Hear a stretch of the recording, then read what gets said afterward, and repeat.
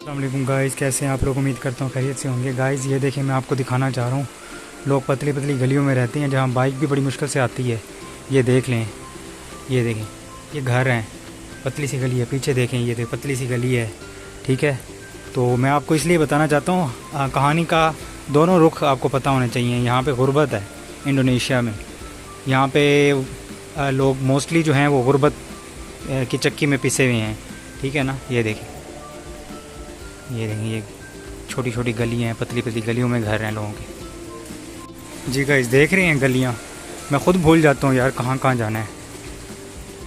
ठीक है, ये आपको हर चीज़ का विज़िट दिखा रहा हूँ, विज़िट करवा रहा हूँ। ये देखें गाइस, एक और गली, यहाँ पे लोग रह रहे हैं बाकायदा। ये देखें, छोटे छोटे घर हैं। ठीक हो गया जी गाइस, देख रहे हैं ना आप, पतली पतली गलियाँ हैं। फिर ना कहना बताया नहीं था, मैंने आपको बता दिया। यहाँ सोच समझ के आइएगा, और आपको भी यहाँ ऐसे ही रहना पड़ेगा शुरू में। ठीक है ना, अगर आप अपार्टमेंट लेते हैं शुरू में तो मैं आपको मशवरा नहीं दूंगा, लेकिन यह है कि शुरू में आपको ऐसे ही रहना पड़ेगा पतली गलियों में। ठीक हो गया, बाइक आ सकती है सिर्फ इस गलियों में। ये देखें ना, सारी बाइक। ठीक हो गया गाइस, अगर आप शुरू में अपार्टमेंट में रहेंगे तो फिर भी आपके लिए अच्छा ही है, क्योंकि वहाँ थोड़ी आसानी ये होती है कि आपके जो डॉक्यूमेंट्स हैं वो जल्दी बन जाएंगे। पतली पतली गलियों में ये है कि फिर ऑनर जो है उससे आपको, अगर ओनर साथ रहता है फिर तो आपके डॉक्यूमेंट्स बन जाएंगे, वरना नहीं बनेंगे, वरना देर से बनेंगे। अस्सलाम वालेकुम गाइस, कैसे हैं आप लोग। आपका खबर। मैं इस वक्त इंडोनेशिया के शहर बंदुंग में हूँ, और काफ़ी दिनों से जो है मैं बैंक के चक्कर लगा रहा था, प्रोसेस चल रहा था बिज़नेस अकाउंट का। तो अल्हम्दुलिल्लाह मेरा जो है वो बिज़नेस अकाउंट भी ओपन हो चुका है अल्हम्दुलिल्लाह। तो आपको आज की वीडियो में मैं बिज़नेस अकाउंट का प्रोसीजर बताऊंगा कि किस तरह ये बनता है। ठीक है, और जिन लोगों ने मेरा चैनल सब्सक्राइब नहीं किया वो सब्सक्राइब कर लें और बेल आइकन को प्रेस कर लें, ताकि हर न्यू आने वाली वीडियो आपको इंडोनेशिया के हवाले से मिल सके। गाइज, सबसे पहले मैं आपको ये बताऊंगा कि जो बिज़नेस अकाउंट है ये कब खुलता है। ये तब खुलता है कि जब आपकी कंपनी बन जाती है और कितास लग जाता है। ठीक है, उसके बाद जाके आपका बिज़नेस अकाउंट ओपन होगा।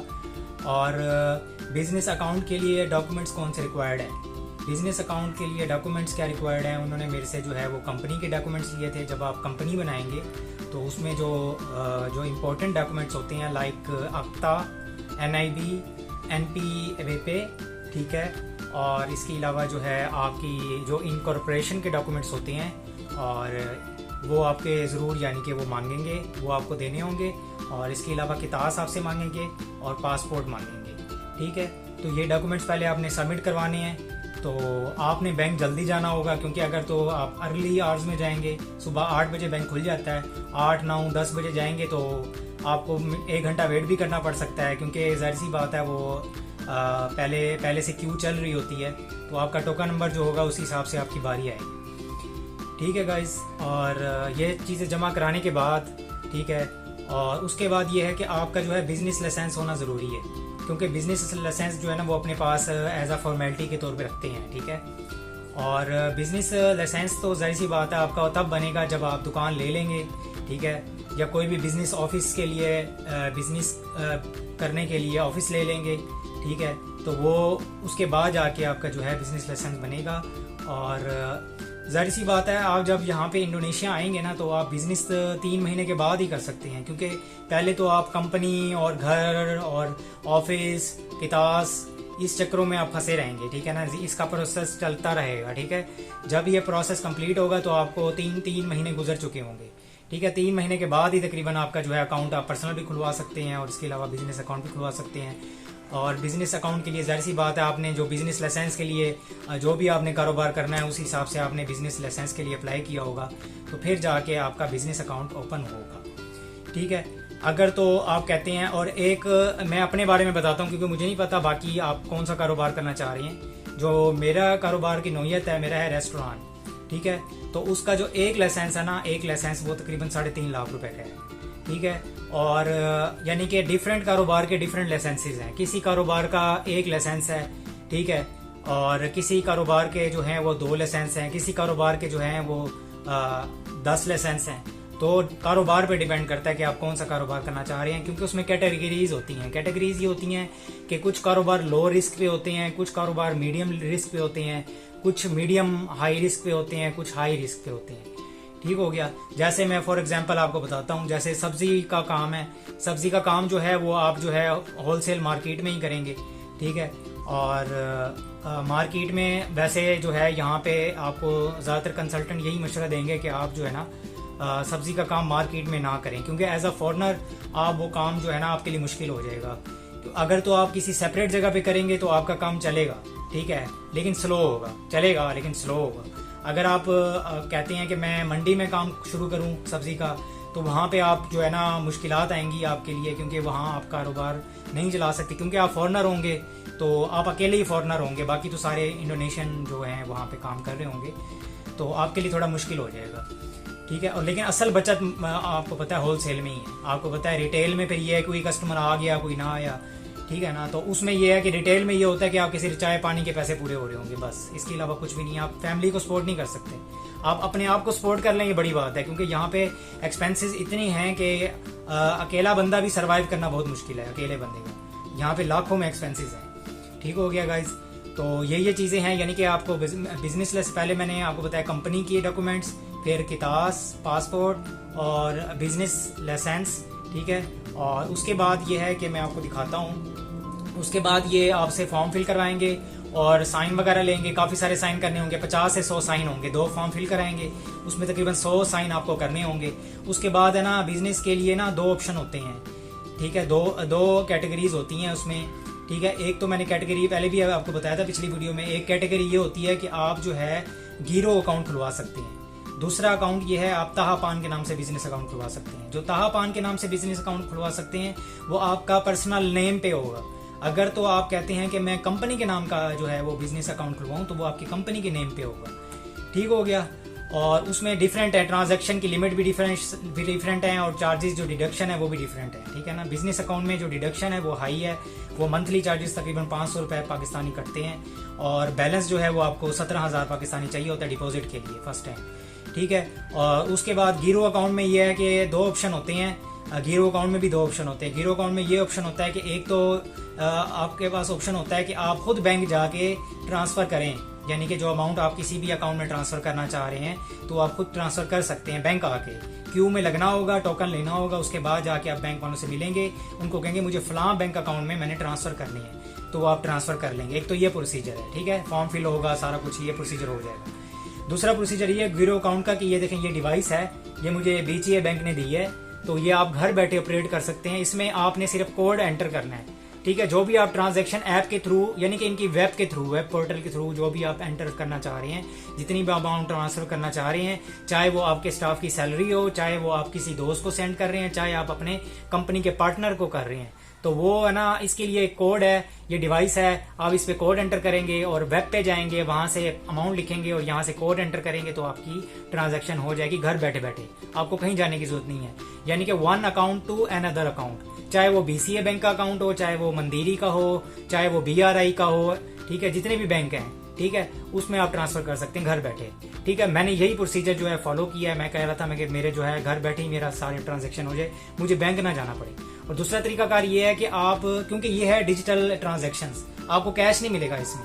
कैश की सूरत में अगर आप कहते हो कि मुझे ट्रांजैक्शन ऐसी है कि मैंने बैंक जाऊं और मुझे कैश मिले, मैं कैश आगे दूं, दोस्त को दूं, ठीक है, या फिर मैं अपने पार्टनर को दूं, या मेरे पास कैश होना चाहिए, मैंने कुछ सामान लेना है शॉप के हवाले से या कहीं रेंट पे करना है, तो आपको फिर ये चेक बुक लेनी होगी।